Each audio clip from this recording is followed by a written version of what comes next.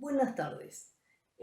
Hoy quiero trabajar algunos elementos de lógica de proposiciones, la lógica proposicional y la teoría de conjuntos, la teoría ingenua de conjuntos.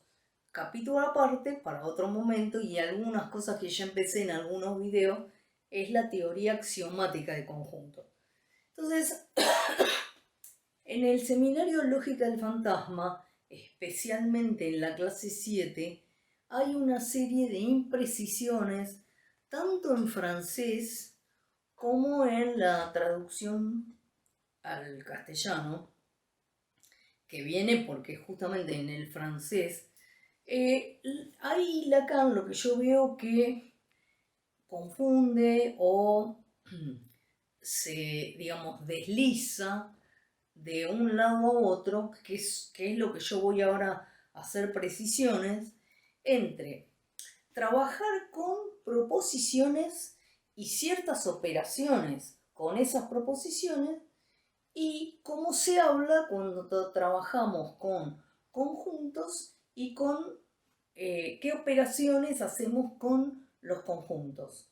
Entonces voy a hacer como, eh, voy a dividir el pizarrón en dos partes y de este lado acá voy a poner acá voy a poner la lógica proposicional y acá voy a poner la teoría de conjuntos. Habría una línea más que veremos si creo que hoy no la voy a trabajar exactamente, que es poner la aritmética que correspondería. Lo que vamos a ver es que las definiciones en teoría de conjuntos van a basarse en operaciones con proposiciones. Y el problema es que uno, o sea, en las clases estas de la lógica del fantasma, uno va pasando de acá a acá como si fuera lo mismo. Y lo que hay que entender que hay un correlato, pero que no es lo mismo. Entonces, voy a definir, voy a empezar diciendo lo siguiente. Entendemos por proposición un enunciado del que es posible decir si es verdadero o falso.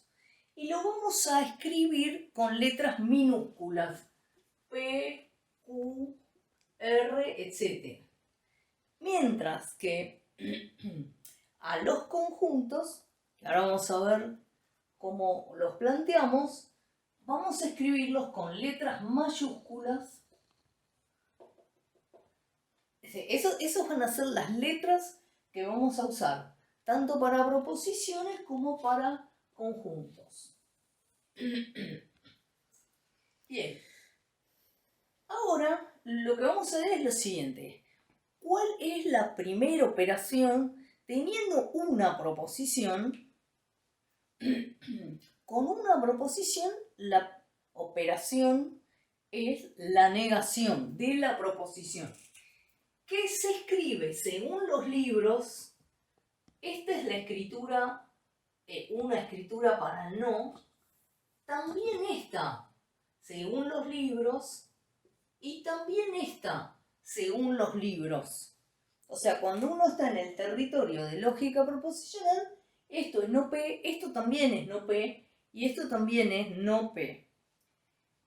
Voy a definir, digamos, voy a trabajar con las proposiciones a partir de las tablas de verdad. Vamos a hacer lo siguiente. Si tengo una sola proposición, tiene dos posibilidades, o es verdadero o es falsa, en esta lógica. Entonces, tenemos que es verdadera o falsa. La negación, que la voy a escribir así, la negación, ¿qué es lo que hace? Altera los valores de verdad. Entonces, a un verdadero le va a corresponder un falso y a un falso le va a corresponder, la negación va a ser verdadera. Entonces, altero acá tengo verdadero falso y acá tengo falso verdadero. Esa es la tabla de verdad de la negación. ¿Qué consecuencia tiene esta tabla? Que supongamos que quisiera negar otra vez.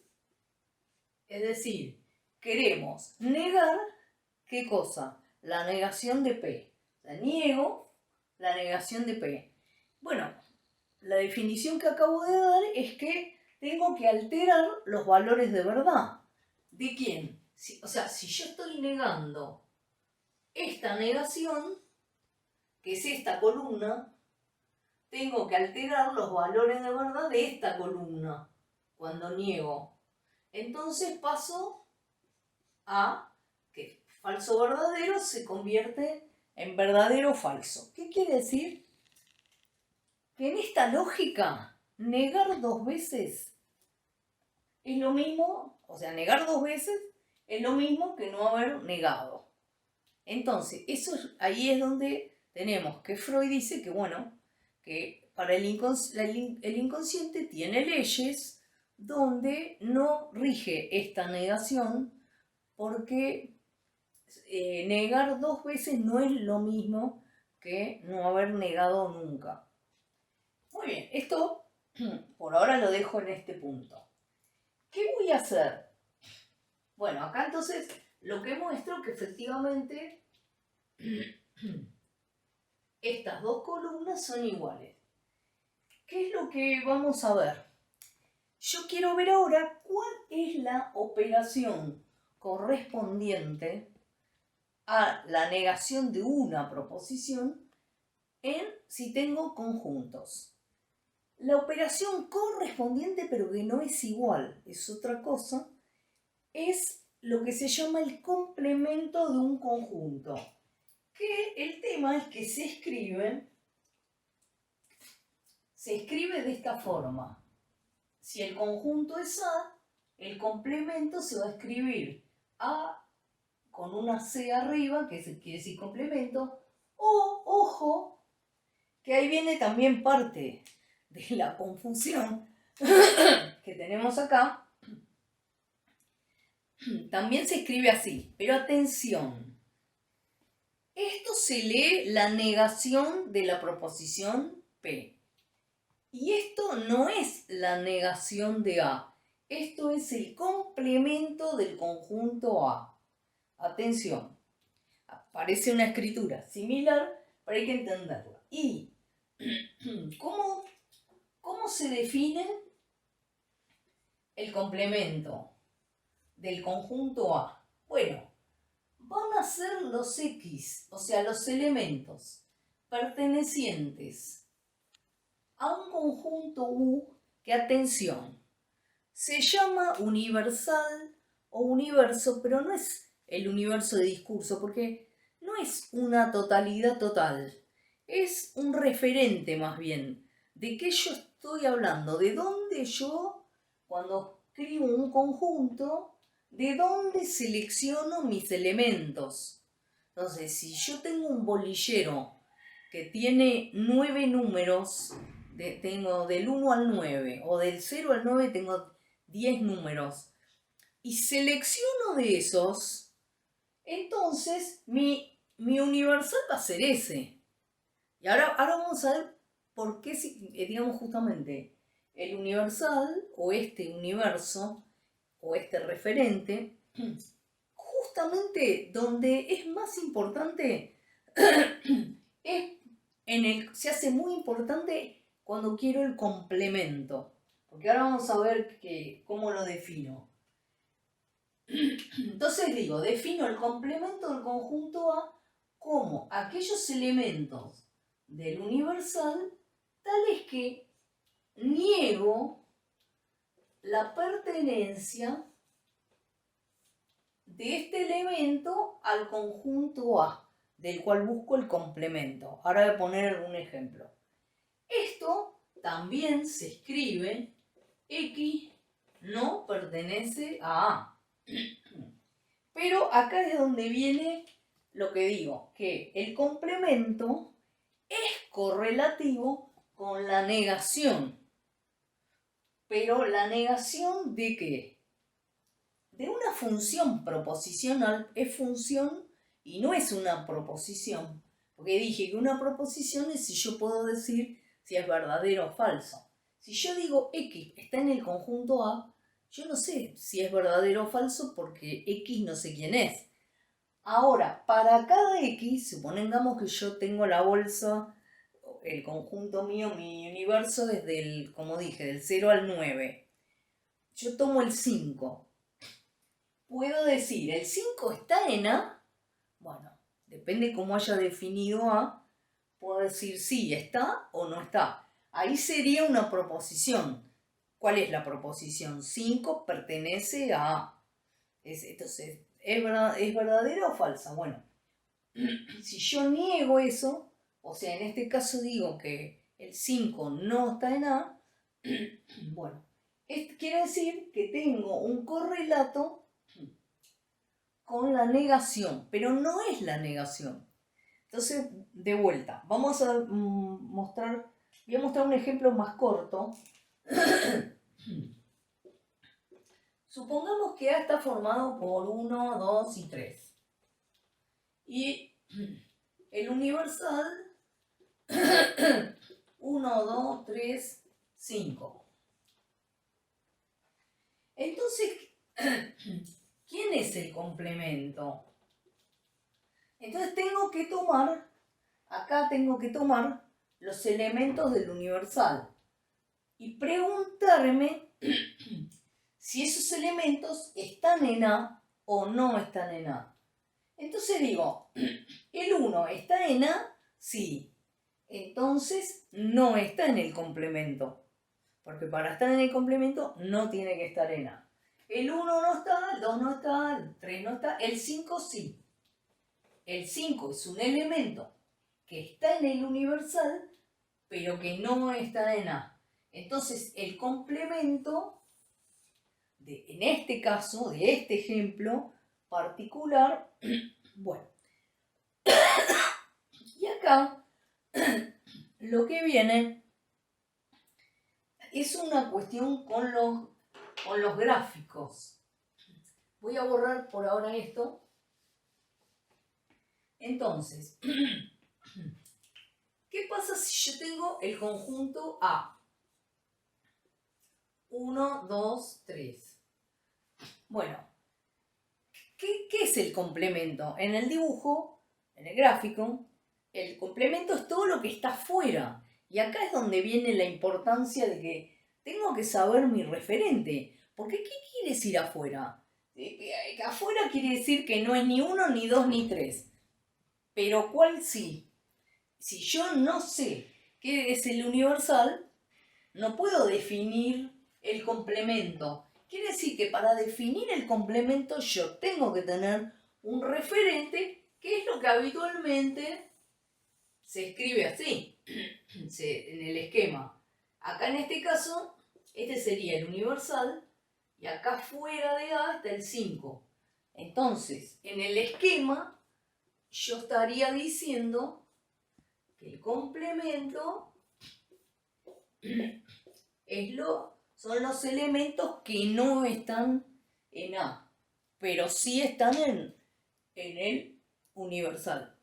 Por ejemplo, si yo tengo mi conjunto, el conjunto de los habitantes de la provincia de Buenos Aires, bueno, que si digo el complemento, son los que no están en la provincia de Buenos Aires. Sí, pero ¿dónde están? ¿En Alaska? ¿En Japón? ¿Dónde? Entonces, todo va a depender qué universo estoy considerando. Si digo la República Argentina, bueno, los que no están en Buenos Aires son todos los que están en las otras provincias. Y si dije mi universal fuera América en su totalidad, bueno, sería en cualquier parte de América que no sea la provincia de Buenos Aires. Bueno, ese es un punto importante por lo siguiente. Lacan, hay veces que, supongamos que tenemos así, Ahora lo voy a expresar bien. Supongamos que tenemos dos conjuntos y no ponemos un universal. Hay que entender que el universal tiene que estar, que quiere decir que si no lo ponemos así, quiere decir que no hay nada por fuera de A o de B. Entonces, que el universal son esos dos conjuntos. No hay nada por fuera de esos dos. Ahora vamos a ver las consecuencias que tiene para la unión, la intersección, etc. Bien. Borro esto. Vamos a continuar. Vamos a continuar.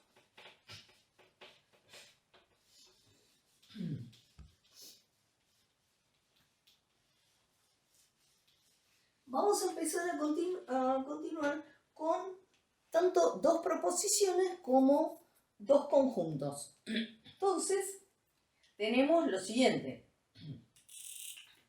Vamos a ver ahora lo que se llama la conjunción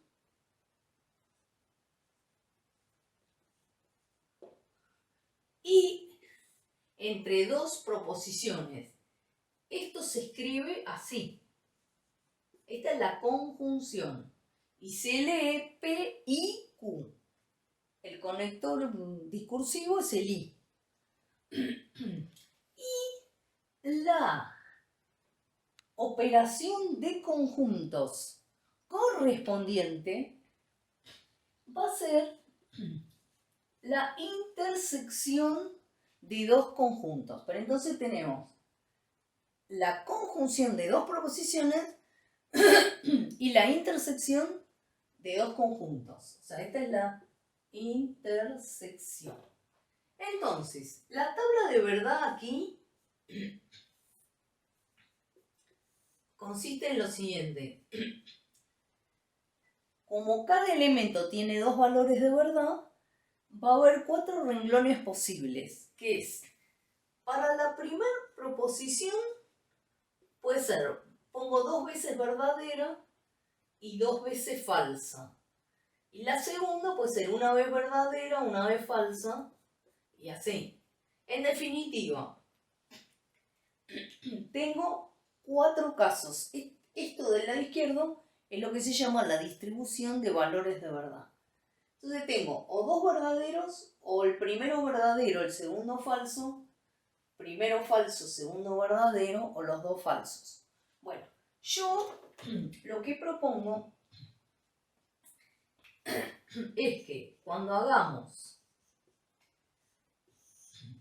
las tablas de verdad de estas propiedades, digamos, de estas operaciones proposicionales, nos acordemos del renglón diferencial, para no estar renglón por renglón. Entonces, la conjunción solo es verdadera cuando las dos son verdaderas. Todo lo demás, los demás casos, son falsos. No me tengo que detener renglón por renglón. Ya sé cuál es el diferente, todos los demás son lo contrario. Y bueno, tenemos así, esta es la tabla de verdad de la conjunción. Ahora vamos a ver cómo se define justamente la intersección de dos conjuntos. Y bueno, son aquellos elementos dentro del universo, si es que lo escribo especialmente, tales que están en A y están en B. Bueno, ¿ven lo que les decía? Esto, X está en A, cuando escribo X no es una proposición, pero si sustituyo la X por alguno, cualquiera de los elementos de U, esto sí va a ser una proposición. Entonces fíjense que es como que para cada X esto es como un P y esto es como un Q. En realidad es un P de X y un Q de X, porque para cada X tengo 1. Y fíjense que entonces la intersección está definida en base a la conjunción, pero no es la conjunción, porque la intersección es de los elementos de los dos conjuntos, o sea, es la intersección de los conjuntos. Y acá la conjunción es de las proposiciones que se arman con la pertenencia de los elementos a cada uno de los conjuntos. Entonces estamos hablando, son dos cosas distintas que sí tienen una correlación. Es como si dijéramos, una cara tiene una nariz, pero la cara no es la nariz. Entonces, hay que tener en cuenta estas diferencias. Vamos una más. La próxima es la disyunción inclusiva, que se escribe POQ, y de este lado vamos a tener la unión de conjuntos, que en algunas traducciones se dice la reunión. Yo en exactas se dice la unión y en muchos libros se dice la unión. Bueno, en otros sí, en Lacan a veces está la reunión.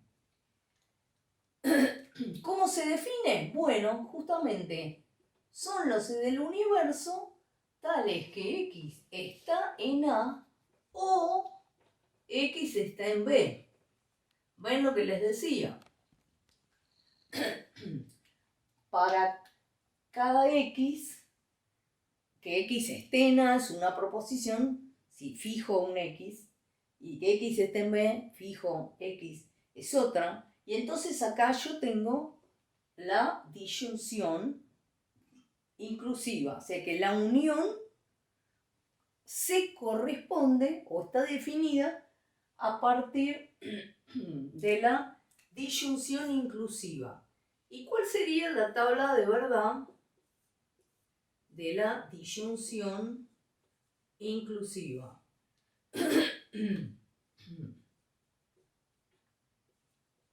De este lado voy a tener siempre la misma distribución de los valores de verdad. Y bueno, y acá lo mismo les voy a proponer que nos acordemos el elemento diferencial, que es que la disyunción solo es falsa cuando tenemos las dos proposiciones falsas. El resto es verdadero. Bueno, entonces hasta acá tenemos la negación de una proposición. De este lado tenemos negación de una proposición, que la borré, conjunción de dos proposiciones, disyunción inclusiva de dos proposiciones, y de este lado tenemos los correspondientes, los correlatos, que son el complemento de un conjunto, la intersección de un conjunto, de dos conjuntos, y la unión de dos conjuntos.